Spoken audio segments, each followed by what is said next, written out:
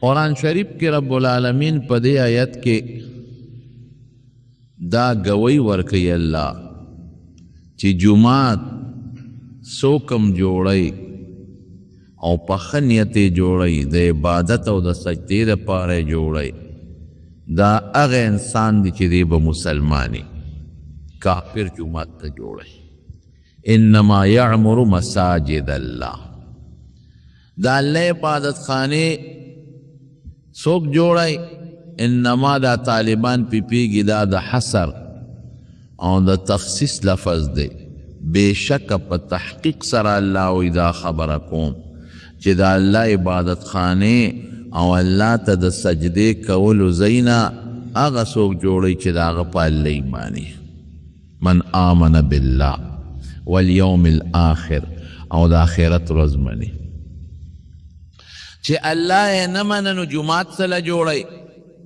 جومات دې له جوړی چې دې کې الله ته مخ شي او الله راضي شي او د الله عبادت وشي نو دا هغه څوک کوي چې الله مني الله سره مینه د الله د عبادت شوق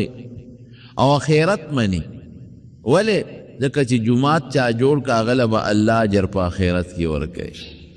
نو دی آخرت منی که آخرت نه منو نو بیا جماعت سره جوړی د ثواب تما د جنت په شکل کې دا خو په آخرت کې ملاویږي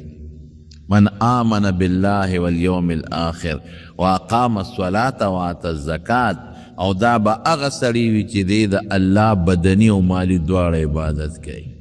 ولم یخش الا الله او ما سوا د الله نه په زړه کې د بل چا یره نه د الله نه یریږي فعسا اولئک ان یکونوا مهتدین الله وی دته به د جنت لاره زه ورسیده کوم دې اقوام متحده څه زمانه مخکې یو سروې کړې وه د ټولې دنیا د عبادت خانو نه هغې کې لیکلي دي چې په مخ د ځمکه ټول عبادت خانې که د مسلمان دی او که د کافر دی دا 1,15,000,000 علاقه دی هغې دا اندازه لګولې وه په دې 1,15,000,000 علاقه عبادت خانو کې 50 لاکه دا د عیسایانو عبادت خانې دي ګرجې چې ورته وایي 50 لاک امریکا کې برطانیه کې فرانس کې او په نورو ملکونو کې 50 لاک او 18 لاکه د هندوانو مندرونه دي د هندوانو مندرونه پخوا زمونږ په دې وطن کې چې هندوان دلته اوسېدل نو 18 لاکه د هندوانو مندرونه دي او 15 لاکه د دې باقي مذهب والو عبادت خانې دي لکه مجوسیان شو فارسیان شو یهودیان شو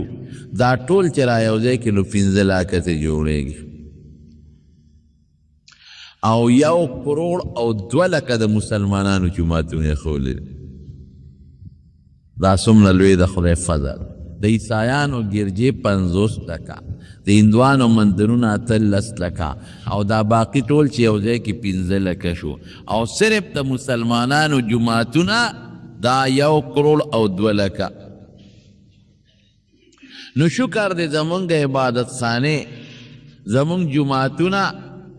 دا د ټول انسانیت د ټول انسانانو د عبادت خانون الحمدلله زیات دی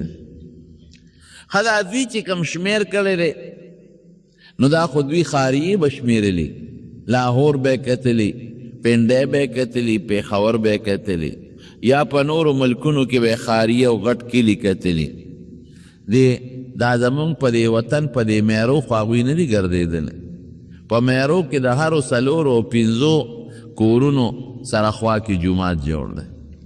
په دې شولګرو کې او په دې غزګي سرکي کې او دارنګې ګردونوا علاقو شی وغیره تاسو هغوی دې نه څه خبر دی هغوی غټ غټ کلي او خاریې کتلې که دا زمونږ د علاقو د میرې او شولګرې او دا واړه جوماتونه چې چا 10 کورو 20 کورو 15 کورو ځان له جوړ کړی دی که دا ورسره شمېرې د کروڑونو نه تعداد زیات دی دا د خدای فضل دی نو زمونږ عبادت خانې د ټولو د عبادت خانو نه زیاتې دي نمبر 1 دویمه څه ده زمونږ عبادت خانې په عبادت آبادې دي په مسلمانانو او د هغې عبادت خانې داسې نه دي. هغې کې اکثر چې ودونه وي نو هلک او جینۍ عبادت خانې ته راشي نو هغه خپل تهوار منو کړي یا واده په موقع راځي یا چې مړی وشي نو جنازه راوړي او یا چې چېرته بل داسې د خوشحالۍ خبره یا د هغې هغه کرسمرس او دغه ورځې د اخترونو نو په دغې ورځو کې خپل عبادت خانې ته راځي او یې عیسایان د اتوار په ورځ راځي خپل عبادت خانې ته او د خدای فضل دی زمونږ 15 وخت جمعات د مسلمانانو په عبادت باندې لبریز او ډک دی او یوازې 15 وخت نه بیا د جمعې مانځله د لرې برې نه خلک راځي او د اختر مونځونو ته ګوره څونه خلک راځي او په رمضان کې تراوو کې ټوله شپه جومات آبادي او اعتکافونه پکې کېږي د خدای پاک فضل دی او سار چې مونځ وشي تلاوت پکې کېږي مازدیګر چې مونځ وشي تلاوت پکې کېږي قرآن شریف پکې ښودلی کېږي او زده کېږي دا قسم عبادتونه په نورو عبادت خانو کې نشته ما سوا د مسلمانانو د عبادت خانې هغې کې ښځه راشي زه یو ځل د عیسایانو یو ګرجې ته لاړم ما یو درېږه چې د دوی د عبادت خانه وګورم چې دې کې دننه څه زه خو یې نه پېژندم بیا تعارف مې ورسره وکړو نو قدر یې راله وکړو وی ته څنګه راغلی مې ستاسو د عبادت کوم تاسو څنګه عبادت کوئ نو یو ښځه راله او داسې ډایس لګېدلی و دا په ولاړه چې سړی تقریر کوي د لرګي هغه شی پروت یو ښځه راله هم دې چوړیانو کې څوک ښځه وه او هغې سره انجیل شریف و هغې کولاو او هغې څه 2-3 ټکي وي او هغه خلکو په تندي او په سرونو لاسونه کېښودل ښکته پورته شو او خاموش و بلکل چپ ولاړ و دغه عبادت و قصه خلاصه شو مې ستاسو عبادت وی دقه زمونږ عبادت دی دا چې تاسو ولیدل د عبادت دی مې انجیل شریف تاسو نه لولی وی نه بس دا زمونږ دا مشره چې ودې ولوسته که 2-3 ټکي ولوستل نور ته ورته غوږ کېښه ما وی الحمدلله زمونږ مقدس کتاب قرآن شریف دا هر انسان لولي مستقل دا نه چې ګنې امام به لولي او نور به ورته غوږ ږدي څومره انسانان چې دي ټولې لولي ښځې لولي ماشومان یې لولي ستاسو انجیل چاته یاد شته وی نه زمونږ د انجیل حافظ نشته مې د الله فضل دی زمونږ د قرآن شریف دونه حافظان دي چې څوک یې شمېرلی هم نشي او خلک لګیا دی د قرآن شریف علم زده کوي 8 کاله او 10 کاله طالبان په جوماتونو کې پراته دي او دغه رنګې په مدرسو کې پراته دي او هغه علمونه زده کوي د کومو تعلق چې د قرآن شریف سره دی دا د خدای پاک ډېر لوی فضل او ډېر کرم دی ټولو وایي الحمدلله نو زمونږ جوماتونه په دین آباد دي په عبادت آباد دي په مسلمانانو ډک دي او نور عبادت خانې داسې نه دي هغې کې به یو منجور ناست دی یا یو کس به ناست دی او جرنده به او چې کله د چا واده ښادي یا داسې تهوار اختر راشي هغې له به کولو شي او بیا به بند شي په مخ د ځمکه ړومبي جومات دا د بیت الله جومات دی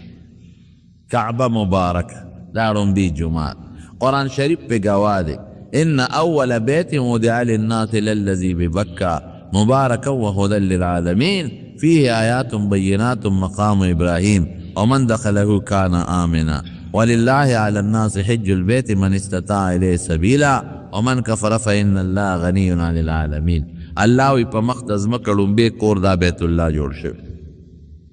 دا طولا علاقہ دا ارسو بو زمکه پکې نه دا مکې ته مکه ولې وایي مکم ورته وایي بکم ورته وایي په عربی کې مکه نوم ته وایي د انسان دا نوم دا د مکې معنا ده د بکې او نوم د انسان میانس دی میانس د دې نوم نه څه کچواله تر د نوکه پورې نو د دې نوم نه د نوکه پورې چې انسان څومره دی نو دومره د نامه نه تر سره پورې هم دی دا نوم بلکل د انسان میانس دی میانس دقه رنګې دا مکه مکرمه دا د دې ټولې ځمکې تقریبا منځ دی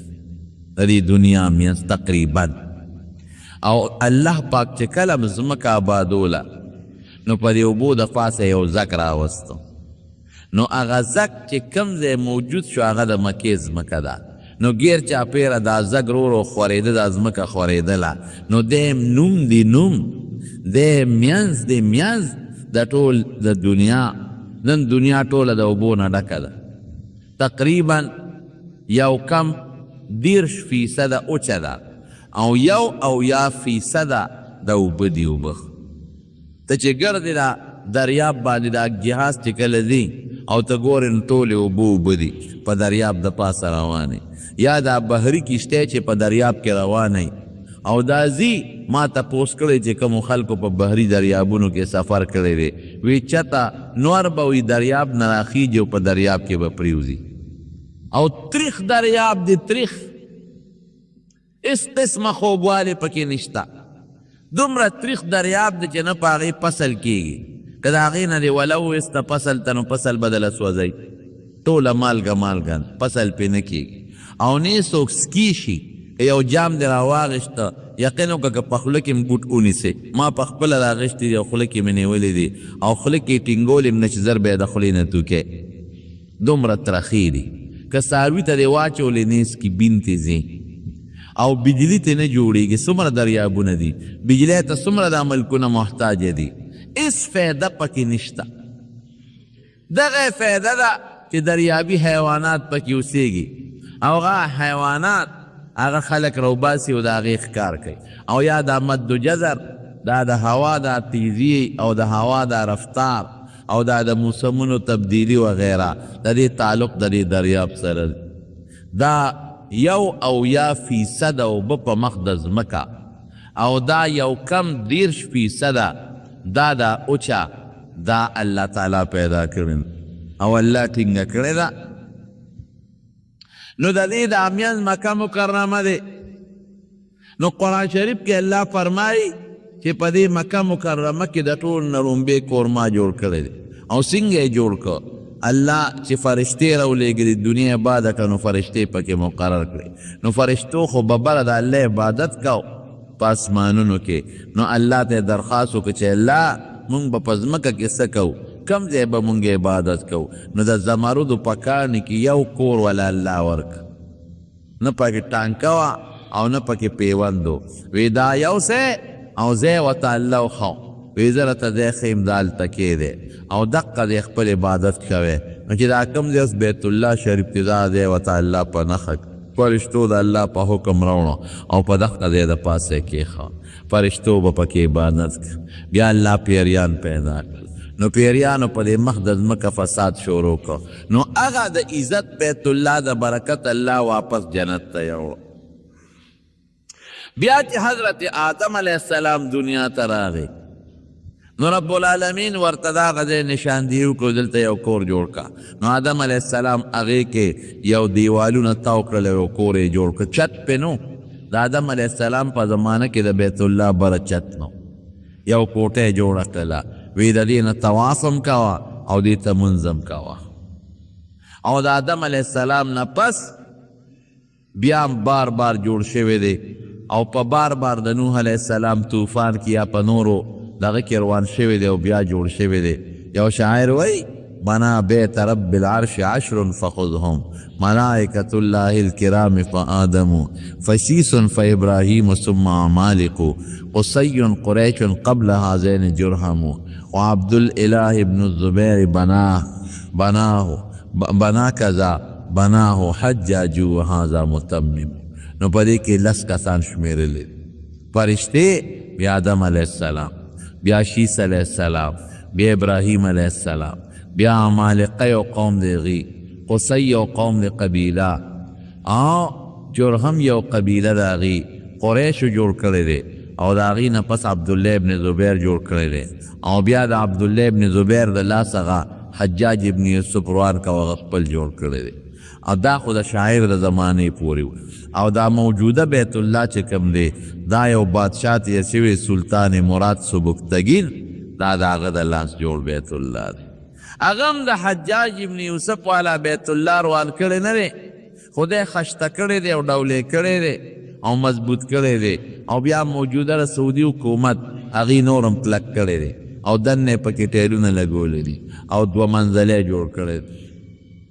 زړې ستنې د بیت الله په مکه مکرمه کې یو عجیبګر دی په هغې کې ما د عبدالله ابن زبیر رضی الله عنه د زمانې ستن لیدلې ده اوږده ستن ده ګول ستن ده ګول او ورته یې لیکلي دي چې دا د بیت الله زړه ستن ده او دا هغه ستن ده چې عبدالله ابن زبیر رضی الله عنه بیت الله جوړو دا ستنې پکې لګولې او د بیت الله شریف زړې دروازې مغې کې پرتې دي په هغه عجیبګر کې او د بیت الله شریف د سرو زرو ناوه ده هغه زړې ناوې هم پکې پرتې دي او د بیت الله شریف زړې جرندې او کوجان هم پکې پرتې دي او د زمزم کوي چې کومه غاړه ده د کوي نه ګیر چاپېره د اوسپنې غاړه وه هغه غاړه هم پکې پرته ده او په کومه بورقه باندې چې بیا د زمزم د کوي نه اوبه رایستې هغه بورقه او د هغه بورتې رسې دا ټول ارزه پکې پراته دي محفوظ ما لیدلی مکه مکرمه کې المتحف هغې جیبګر ته وایي د رابط عالم اسلامي د هغې چې کوم دفتر د هغې سره نږدې هلته یو بل ځای دی د بیت الله شریف غلاف پکې جوړېږي کسوة الکعبه کسوه جامې ته وایي د کعبې جامه نو هغه علاقې ته ټولو ته کسوة الکعبه وایي حالانکې کسوة الکعبه د غلاف نوم دی هغه کاډۍ هم پکې لګېدلی چې په کوم د بیت الله غلاف جوړی هغه سرخم پرته ده چې د بیت الله د غلاف دپاره د سرو زرو نه پکې تارونه جوړېږي دا حاجیان مخکې خو به هر څوک پرېښودل اوس چې چا سره د معلم یا د عربو د یو مشهور شیخ کاغذي او هغه لار کړي نو هغه پرېږدي هر څوک ورته نه پرېږدي نو دا ړومبې کور بیت الله مبارک دی ډېر لوی برکت خدای ورکړی د قرآن شریف کې الله وي مبارک د برکت کور څنګه برکت که څوک ورته طواف ته کوي نو هغه له الله پاک پې شپېته نیکۍ ورکوي او که څوک ورته مونځ کوي نو هغه له الله 40 نیکۍ ورکوي 40 رحمتونه نازلېږي او چې څوک ورته هسې ناستې او ګوري ورته نو په هغه هم 40 رحمتونه نازلېږي نو دا برکت شو که نه چې څوک طواف کوي د بیت الله نه حضور پاک فرمایي چې یو قدم اوچتوي او بل ږدي نو په یو قدم ولا خدای پاک نیکۍ اوچتوي او په بل ولا الله ګناه رجي او حجر اسود پکې لګېدلی دی حضور پاک فرمایي الحجر الاسود یمین الله فی الارض وی حجر اسود داسې مرتبه لري په مخ د ځمکه لکه د الله د ښي لاس چې کومه مرتبه ده د الله لاس نه ده چې د کسین دا الله تعالی لاس وی دا حجر اسود دا غي لاس دی نه دا لاس دا الله پشان په برکت کې دی دا الله لاس چې څوک ښکلي حجر اسود یې ښکل کو دا د زړه کې راولي چې ما دا الله لاس د شونډې وړی دی دا الله لاس مې ښکل کړی دی او دا الله د لاس چې کوم احترام دی د حجر اسود هغه احترام دی دا ځان سره حضرت آدم علیه السلام د جنت نه راوړو د انسان د سر عمرو او تک سپینو حضور پاک فرمایي کان اشد بیاضا من اللبن وی د پیو نه سپینو سودته خطایا بني آدم وی د بني آدم دی ګناهونو تور کړی د بني آدم دا ګناهونه دا ځان ته داسې راکاږي لکه مقناطیس چې ځان ته ستن یا اوسپنه راکاږي وی د هغې تور کړی نو د برکت پدې شو مونږ چې مونځ کوو که په تورنځو کې کوو که په انډیا کې کوو او که په لندن کې کوو زمونږ د ټولو مخ کم خوا راځي بیت الله شریف ته قسم دی چې سړی ورته ګوري د الله انوار پې نازلېږي او مخلوق د خدای ته تاویږي یو شان او څوک په پورې مخ مږي او څوک په پورې شونډې مږي او ښکلی یو تاریخ مې کته د بیت الله برکت ته تمه یو عیسایان ښځې مسلمانه شوې د هغې خپل تاریخ لیکلی اصل په انګریزی کې د خو په اردو کې ترجمه شوې وی د امریکې مغه جینۍ وایي چې د امریکې عیسایان او وی زما خاوند یهودي و نو وی زمونږ تقرري د تیلو په یو کمپنۍ کې په جده کې وشوه سعودي عرب جده کې تیلو کمپنۍ وه هغې کې زمونږ تقرري وشو وی زم رالم زما خاوند او په کمپنۍ کې لګیا و مونږ کار کو تنخواه خپل اخیستل وی بار بار راوتم او په جده کې به په دې بازارونو بندرګاه کې مې سیل کو ګرځېدو وه تله چې د ډیوټۍ نه فارغ چې چکر لګی وی دا مسلمانان به مې لیدل چې دی به یو شان جامې چولې، سپین صادر د پرتوک په ځای او سپین صادر د کمیس په ځای او سرتور سر او بړې به خپې به اوچتې وې او چپل به په خپو او چغې به یې والې. دا به مې یو شان لیدل، ښځې به مې یو شان لیدلې، مخونه ښکاره او یو شان رومالونه سر نه تو کړي. وی ما وی چې دا مسلمانان څه کوي؟ دا یو شان سرتور سر لنګونه والې او صادر د ځان نه تو کړي چې دا څه کوي؟ وی ما مې خاوند ته وی چې سړیه دا بعضې مسلمانان خو دینم او خصوصا د دې بندرګان او د ایرپورټ نه په ګاډو کې روان دي، دا څه چل دی؟ وی ما ته مې خاوند وی چې دلته یو ښار دی مکې نوم دی او هلته دا مسلمانان راځي میله هلته لګي، تهوار ورته وایي، دوی هغه خپلې میلې له راځي، دلته ردي یو مقدس ځای دی هغې له راځي او هلته ردي میله ده او دوی په دې لباس کې راځي. وی زما شوق پیدا شو، وی ما خاوند ته وی چې مونږ هم لاړ شو چې د مسلمانانو دا میله ووینو او دوی سره په هغه میله کې وردن نه شو چې دا دوی په دې میله کې څه کوي او دا ښار یې څنګه دی او دوی دلته کې څه چل کوي. وی ما ته مې خاوند وی چې مونږ خلک هغې ښار ته نه پرېږدي، په غیر مسلم دغې ښار ته د تلو پابندي ده. واقعي د مکې مکرمې نه بار په سړک د پاسه غټ غټ بوډونه لګېدلي دي او په هغې یې په عربۍ کې هم لیکلي دي ممنوع الدخول لغیر المسلم، چې غیر مسلم ته تلل دلته منع دي،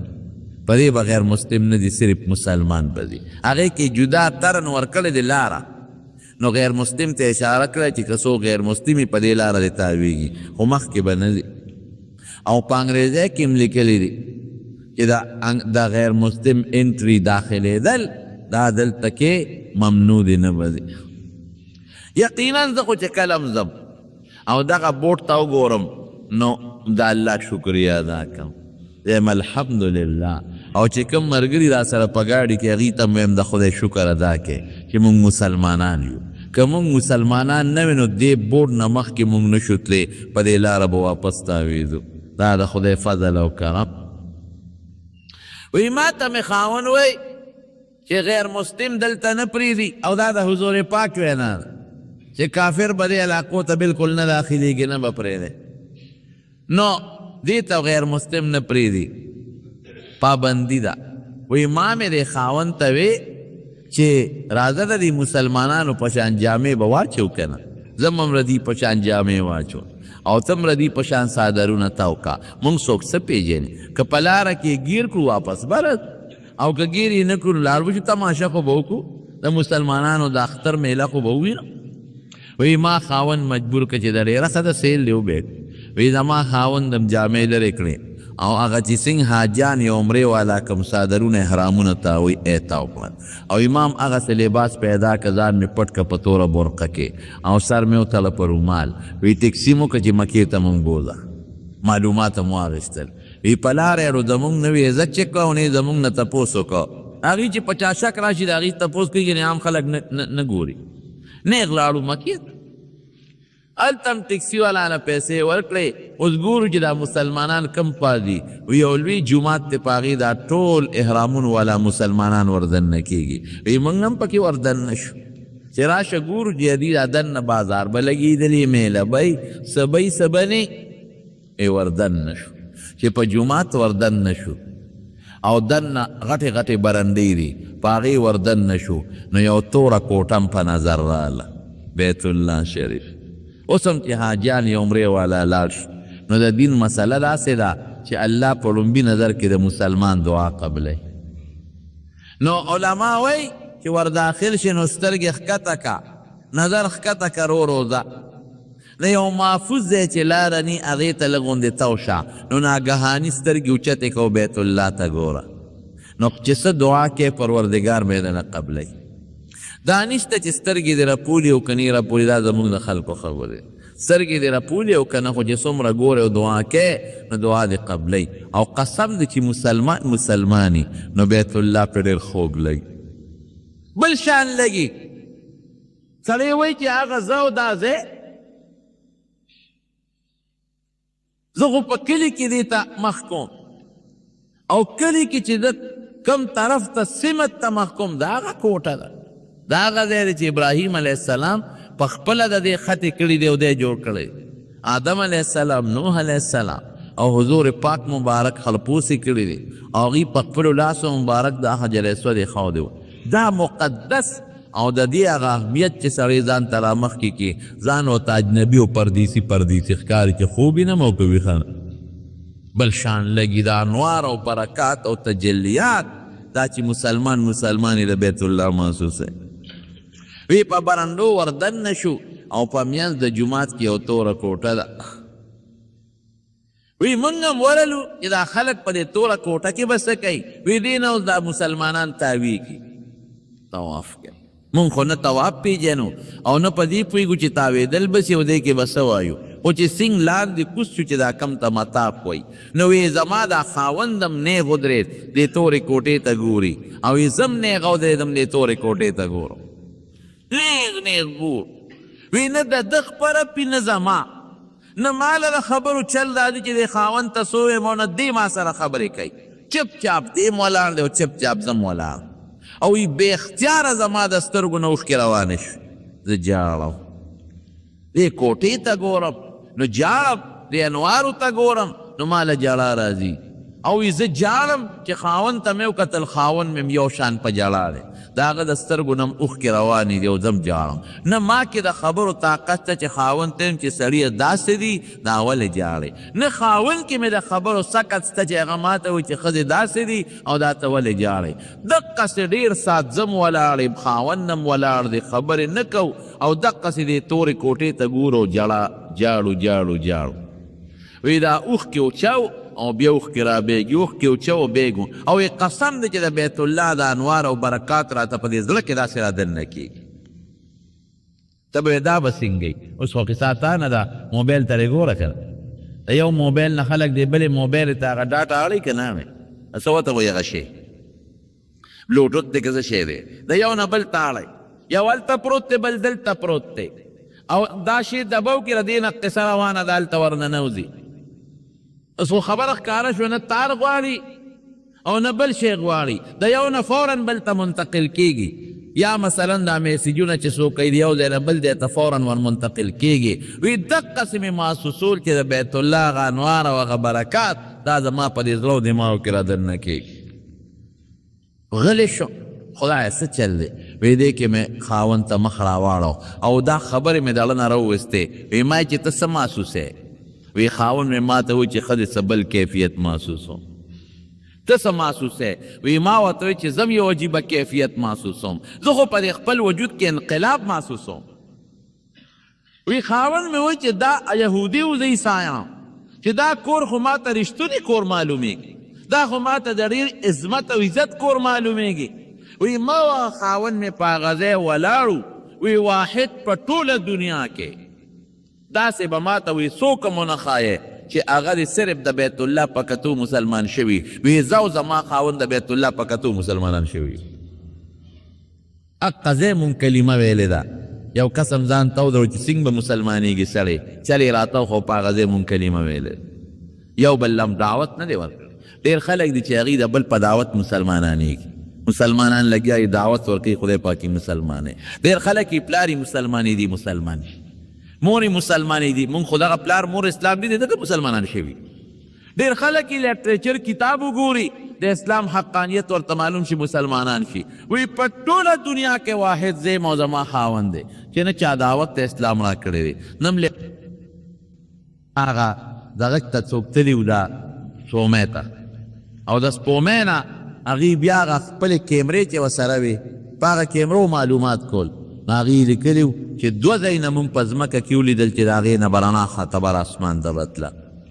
دوه ځایونه مونږ صحیح کړل نو چې مونږ هغه کیمرې په هغې فوکس کړې او مونږ معلومات کول چې دا دوه ځایونه کم دي نو یو مکه وخته او یو مدینه وخته سپومۍ نه هغوی ولیدل سپومۍ نه چې د دې نه رڼاګانې روانې دي او بر اسمان ته روانې دي بره خیږي هغوی چې رالل هغوی د الوې نورو ساینسدانانو یې نه وي دا په مکه مدینه کې بجلی زیاتې دي هغه لیټونه تاسو ته ښکاره شوي دي هغوی وایي په نیویارک او په لندن کې د دې نه زیاتې بجلی دي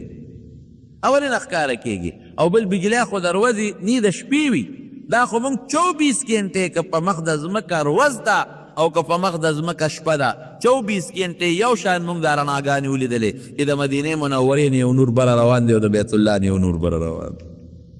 ټول وایي الحمدلله، شکر دی چې زمونږ دغه اسلام ښکلی مذهب، دغه بیت الله او دغه مدینه منوره، دغه مکه مکرمه او دغه ښکلی پیغمبر دا زمونږ په قسمت رسېدلی. دا خو مونږ درخواست نه دی کړی، دا د الله فضل و کرم دی. نو دا ړومبي جومات د بیت الله جومات د برکت جومات، په لکونو خلق پکې مونځ کوي، په لکونو خلق. دومره لوی جومات په مخ د ځمکه بل نشته. اوس پکې نوره توسیم وشوه. زموږ د مخکې جومات کې توسیع شوې وه، فهد چې کوم بادشاه و ملک فهد هغه پکې توسیع کړی و، نو هغې یو دروازه جوړه کړې و باب الملک فهد، او هغه ټول ایر کنډیشن پلان. اوس یې باب العمرې طرف ته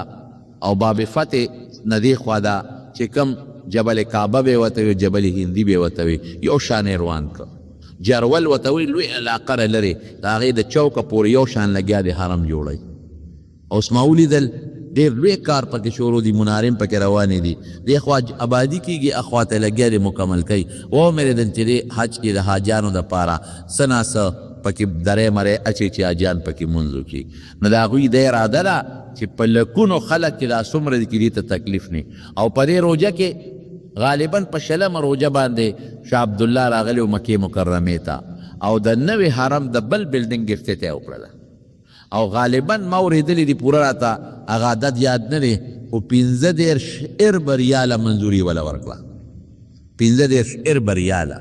چې دا بل طرف هم د حرم دقسې جوړ کړی چې چاته اړو تکلیف نه. لاندې تیخانه دا په عمره کې په رمضان کې ډکوي، بله جومات ډک دی، دویم چت ډک دی، دریم چت چې د ټولو د پاسه کم دی هغه د مسلمانانو نه ډک دی.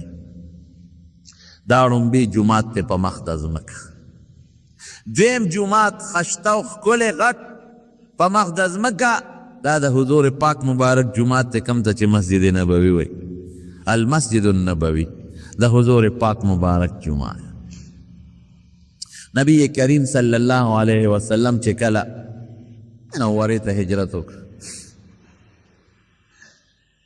نو یو علاقه ده قبا ورته وایي، عوالي ورته وایي، هلته یو جومات جوړ شوی دی مسجد قبا. دغه ځای کې نبی علیه السلام 14 یا څلېرویشت ورځې دمه کړې ده. یو صحابي دی، د هغه نوم حضرت کلثوم ابن هدم. کلثوم ابن هدم رضی الله عنه د هغه صحابي نوم. حضور پاک چې څنګه هلته ورسېد، وی څوک به لږه ځمکه راکړي چې موږ پې جومات جوړو. ګوره جومات هم شی، هغې صحابي وی زه به ځمکه درکړم صاحب. نو هغه ځمکه جومات ته وبخل. نو رسول الله مبارک پکې لګیا سره صحابه کرامو په خپله تعمیر شروع کړ. د جومات تعمیر دا ډېر لوی ثواب لري، او دا د نبی کریم صلی الله علیه وسلم خپل سنت او خپله طریقه ده. هغې پکې په خپله خدمت کړی دی. یو صحابي فرمایي دا کچه خستې وی راغېستې، وی ما به ورمنډه کړه چې صاحب ته خو میلمه او بل تاسو به حکم کوئ دا به مونږ کوو. وی نه ستاسو ثواب وخت او زما نه دی خوښ. مونږ به تې تیږه واغېسته، وی هغې به لاړل بله به یې راواغېسته. وی مونږ به تې هغه واغېسته، وی هغې به لاړل بله تیږه به یې راواغېسته. نو هلته کې یو جومات جوړ شو. د هغه جومات نوم مسجد قبا دی. اوس هغې له خدای څونه برکت ورکړي، هغې جومات له نبی کریم صلی الله علیه وسلم فرمایي څوک چې مسجد قبا ته لاړ او په هغې کې 2 رکعاته نفل وکړل، هغه له به الله د دې 2 رکعاتو نفلو په برکت د عمرې ثواب ورکړي. عمره څونه ګران کار دا په لکونو حاجیان، او دا چې څوک په رمضان کې تلي یا بې د رمضان نه عمرو له تلي، دا ټول هغه مسجد قبا ته دی او 2 رکعاته مونځ پکې کوي. دوه ولې کوي چې کوي 2 رکعاته ځان له وکړي، او بیا 2 کوي، د دې ثواب زما د مور ته بخي، څوک پلار ته بخي، څوک خور ته بخي، څوک لور ته بخي، څوک بل ته بخي، څوک بل ته. یو کس پکې 6 رکعاته 13 رکعاته کوي، او یو ځل نه ځي بار بار دی نبی کریم صلی اللہ علیہ وسلم با ہر خالی مسجد قباء تا کله با پیاده تا و کله با پسور لیده دا خالی پرست پاکی دیر زیاد رشی دیر زیاد خلق دی سمر خلق پاکی منزونه کئی پلکونو پا دی عمره کی پلکونو خلق دا طول مسجد نبوی تا تلی دی و پا دا جماعت کی دو رکاتا کری او پا حج کی پلکونو خلقی دا طول زی اور کالو سر خلق روان دی ولته دو اربونه خلق به پاغې کې د میاشتې منځونه کوي لکه یو ځل خو څوک نه دی بیا ځي اربونه خلق لګیا دی پاغې کې منځونه کوي او د هر یو د 2 رکعاتو ثواب د عمرې برابر دی د ټولو به څونه ثوابي چا چې د جومات ته ځای وقف کړی دی کم صحابي چې کلثوم ابن حدر دی او کومو صحابه د دغه جومات خدمت کړی دی او د هغې دیوالونه یې اوچت کړي دي او بنیاد یې ایښولی دی د دې اربونه خلکو چې د عمرو څومره ثواب کېږي د دې برابر ثواب به د هغوی کېږي جومات دونه اهم شی دی موږ ته را جومات له صفکاري نه د جومات ډېر لوی اهمیت دی نبی کریم صلی الله علیه وسلم فرمایي من بنا لله مسجدا بنا الله له بیتا فی الجنه څوک چې د الله د رضا دپاره جومات جوړ کړي الله به له په جنت کې کور جوړ کړي او بل حدیث کې راځي من بنا لله مسجدا ولو کا وقر قطات که د چنچنې د جالې ځای پکې څوک جومات کې جوړ کړي بنا الله له مثله فی الجنه نو دلته دا موږ طالبان سوال کوي وی دې کې راځي که چا د چرچنې د جالې عمره ځای جوړ کړو د دې برابر ځای به الله جنت کې جوړ کړي د دې برابر خو د چنچنې جاله د په هغې څوک په جنت کې ځکړي نو دا مماثلت په مقدار کې نه دی په اخلاص کې ستا چې څونه اخلاص و دا د دې غریب اخلاص نور ورسره شته نه نو چې تا څونه اخلاص وکړه په جومات کې دا ستا اخلاص دی الله به د خپل اخلاص مطابق په جنت کې دله ځای جوړوي نو جومات ډېر اهم شی دی رسول الله مبارک پکې کار کړی صحابه کار کړی ابراهیم علیہ السلام جوړ کړی او نورو پیغمبرانو آدم علیہ السلام وغیرہ عیسی علیہ السلام نو دا د هغې طریقې دي او د الله حکم د الله وینا بهترین په مخ د ځمکه بهترین ځمکې جوماتونه دي خیر البقاع مساجدها وی ځمکو کې بهترین ځمکې جوماتونه دي د الله عبادت پې کېږي ذکر کېږي وشر البقاع اسواقها او ډېر خراب ځای نه بازارونه دي اکثریت په اعتبار ځکه د دروغ سودا د دوکې سودا کېږي او په دروغ قسمونه پکې کېږي بهر کیف دا دویم جومات جوړ شو دریم جومات مسجد نبوي دی څوارلس یا څلېرویشت ورځې چې تېرې کړې نو مدینې منورې ته راغلل نو هلته کې حضور پاک د حضرت ابو ایوب انصاري رضی الله عنه په کور کې دیره شو نو مطالبه یې وکړه یو جومات جوړو نو یو دوه هلکانو سهل او سهیر هغې ځمکه وه حضور پاک چې کومه ځمکه خوښه کړه هغه د دغه یتیمانانو وه د هغې ترو وی صاحب تا به مونږ وقف کړو وی نه دا خو یتیمانان دي دې ته به پیسې ورکو وی نه صاحب بې پیسو یې مونږ وقف کوو وی نه پیسې به خامخا ورکو نو د هغې ځمکې قیمت اندازه یې واخیستې چې د دې څه قیمت دی نو 10 دینار 10 اشرفۍ قیمت دا حضرت ابوبکر صدیق رضی الله عنه خپل ذاتي ورکړه ذاتي 10 اشرفۍ نو په هغې کې جومات جوړ کړو او لومبي جومات 50 غزه لنو او 80 غزه اوږد 50 بای 60 گز 50 غزه یو طرف او 80 غزه بل طرفو دا لومبي جوماتو دا د نبی کریم صلی الله علیه وسلم په زمانه کې دقه جومات بله سرې د کجورو وې او بره پې د کجورو څانګې پرتې وې د کجورو پاڼې وې نور لرګي پکې نشته چې باران به وشو څڅېده به یو صحابي فرمایي وی د شپې باران شوی وی سهار مې د حضور پاک مخ مبارک ته وکتل وی جومات څڅېدلی و نو وی د هغې په پوزه مبارک او په تندي د خټې داغ خو لګېدلی د لاندې به چقلی جوړېدی نو صحابه به تلل او په زولی کې به یې د نري چانکر راوړل او دا به یې لاندې د جومات په دې ویښ کې خورول چې چقله پکې جوړه نه شي نو د نبي علیه السلام په زمانه کې دغسې و بیا حضور پاک په خپله زمانه کې مطالبه وکړه ځکه صحابه زیات شو خلک ګڼ شو وی دا جومات لږ فراقول غواړي نوره ځمکه یې ورسره راګیره کړه نو بیا 100 بای 100 شو یو طرف یې 100 غزه او بل طرف یې 100 غزه بیا د نبی کریم صلی الله علیه وسلم د وفات نه پس حضرت ابوبکر صدیق رضی الله عنه هغه پکې نور څه کار ونه کړ، صرف چتې ولا برنه په خټه پې واچوله او چتې ولا بدل کړ چې په باران کې ساسي نه. حضرت عثمان رضی الله عنه زمانه چې راله هغه وی دا جومات سپړم او نوی جوړو، ښکلې خشته مزېدار یې جوړو. نو جومات یې ټولو سپړ ده او ډېر خشته مزېدار یې جوړ کړ، دومره ښکلی جوړ کړ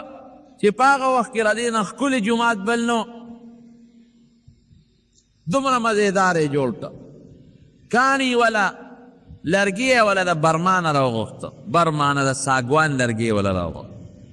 عربی کې ورته ساج وایي. دا ډېر قیمتي لرګی دی، د نختر او د دیار نم قیمتي دی، ډېر قیمتي لرګی. نو برمانه یې ولا د ساګوان لرګي راوغوښت او د اټلي نه یې ولا کاڼي راوغوښتل،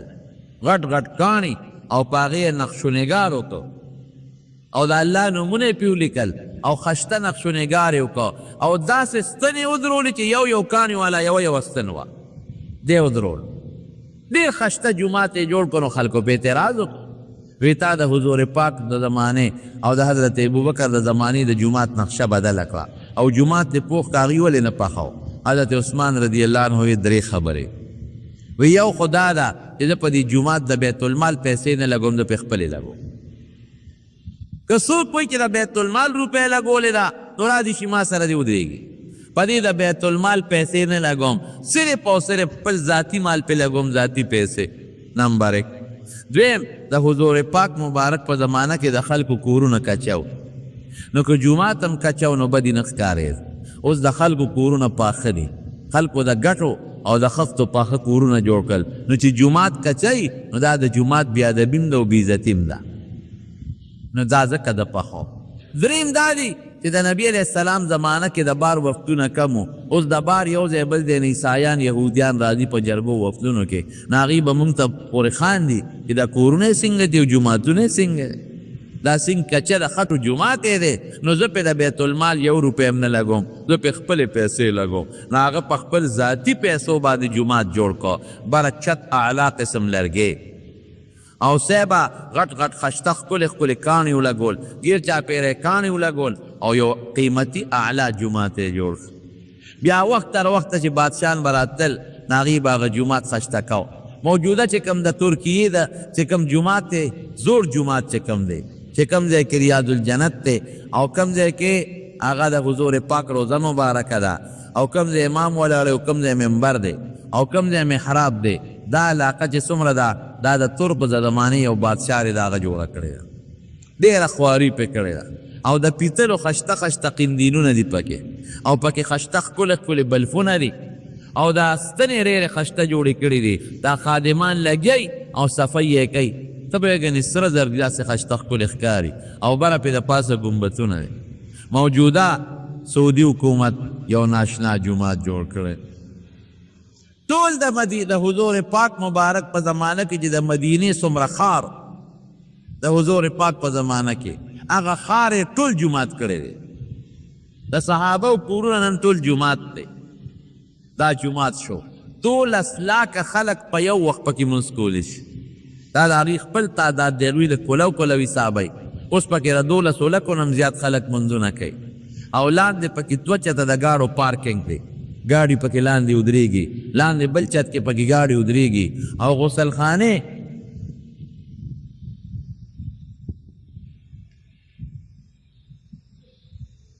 او د غسل خانې داسې غسل خانې یې پکې جوړې کړي، داسې غسل خانې چې سړی حیران شي. څو چته غسل خانې، ګرمې اوبه یخې اوبه، د اودسماتو ځای نه مخکې به څه ناڅه مشکلات وي، هېڅ مشکلات نشته او ټول ایئر کنډیشن جومات دی. په مخ ته ځمکه د ایئر کنډیشن دومره لوی پلانټ نشته کوم چې د مسجد نبوي مبارک پلانټ.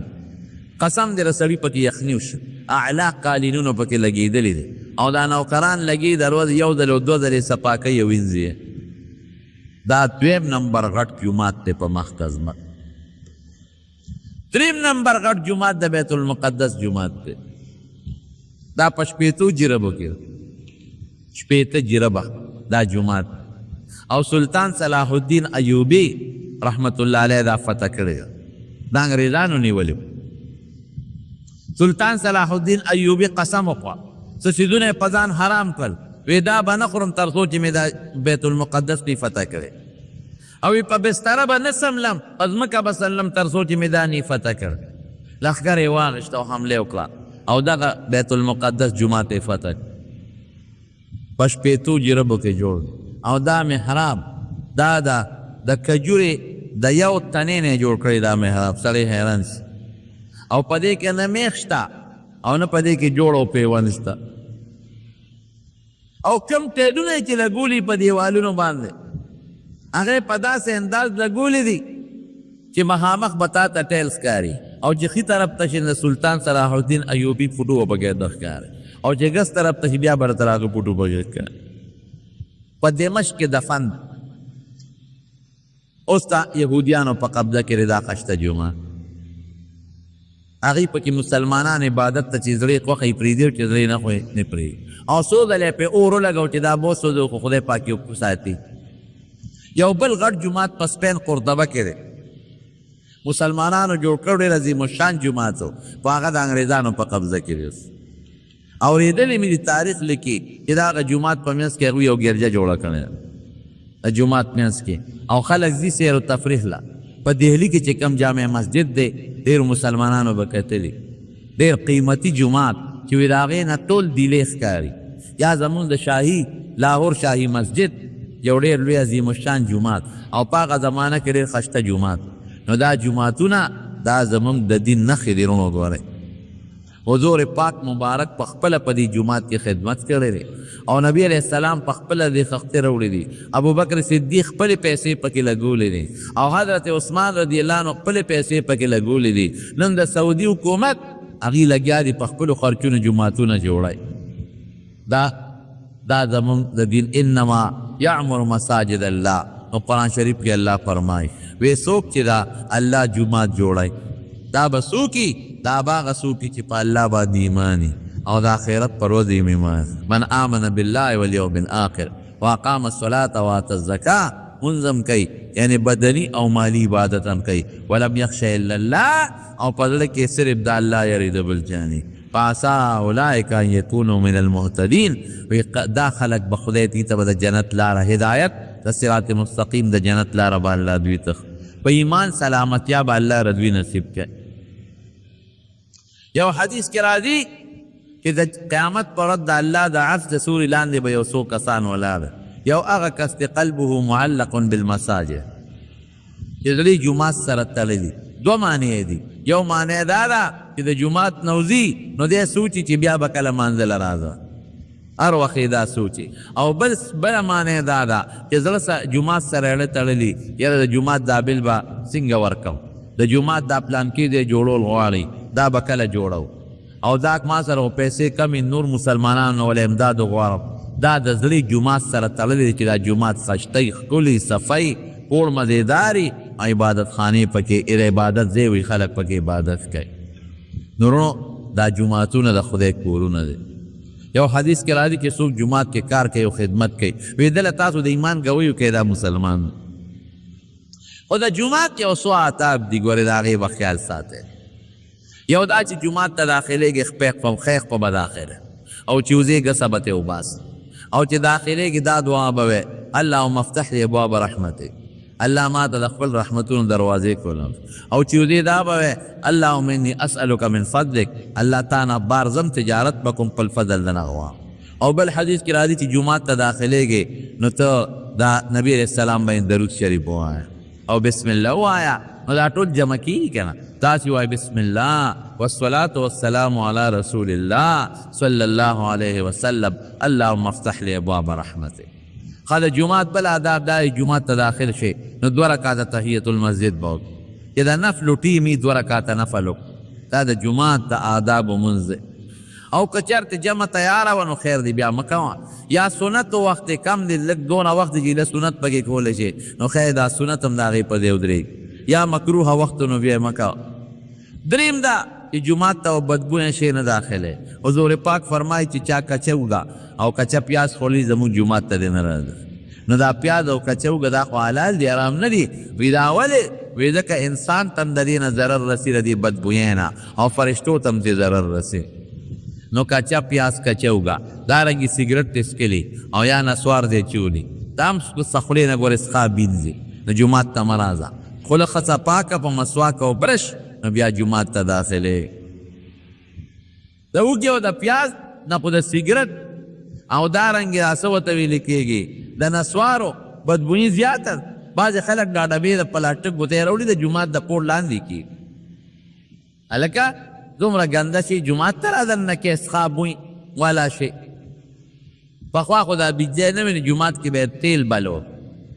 د شړشمو تیلو به خو لوګې کم کو د خاورو هغې به زیات کو نو د خاورو د تیلو ډیبه به هم جومات کې نه بلی چې بدبویي نه کوي نو مولانا اشرف علي تانوي رحمه الله لیکلی دي هغه وی جومات کې یو ځای جوړ کا شیشه ولګوه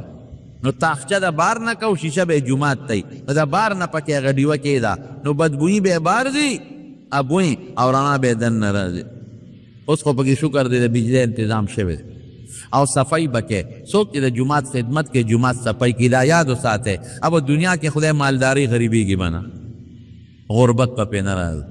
جومات ته چې داخلېږي خوب پکې منع دی که یو سړی د اعتکاف په نیت داخل شو موږ د طالبانو ته اکثر دقسې وایو چې د اعتکاف نیت کوئ چې داخلېږي وی تر څو چې زه په جومات کې زما به د اعتکاف نیت وي نو معتکف په جومات کې ضرورت خبرې هم کولی شي او په جومات کې بیا خوب هم کولی شي بی ضرورت عام خلق په جومات کې نه سملی بعض خلق جومات ته راشي پکې چالو کې پکې خوبونو کې بیا وځي دا ناجیز دي داسې به نه کوي دا د جومات آداب د دنیا خبرې به پکې نه کوي په جومات کې ګپې شپې غیبت دا ټول ګناه ده منل حضرت عمر فاروق په زمانه کې 2 کسانو هغې خبرې کول هغه کاڼی یو صحابي په کاڼي ویشته ورشه وي دغه کسان راوه وله راوستل وی د کم ځای وی د طوایف کې وی ارمان که میلمانه نه وی ما به نن دردولې وی تاسو خبرې په جومات کې کوئ بیا د حضور پاک په جومات کې خبرې کوئ بلکې یو حدیث کې راځي چې مباحه خبرې د ګناه خبرې نه مباحه خبرې چې څوک په جومات کې کوي نیکۍ ورسره ختمېږي او رجېږي جګړې کول د هر څه پکې منع دي په جومات کې جومات به ډېر احترام کوئ دا اعلانونه پکې منع دي دا مونږ خلک چې پکې اعلان کوو خدای مو بخښه د پلان کې چرګه روکه او خر یې روکتی و پلان کې یې روک شوی دی او د مړو د اعلانونه هم په جومات کې څه نه دي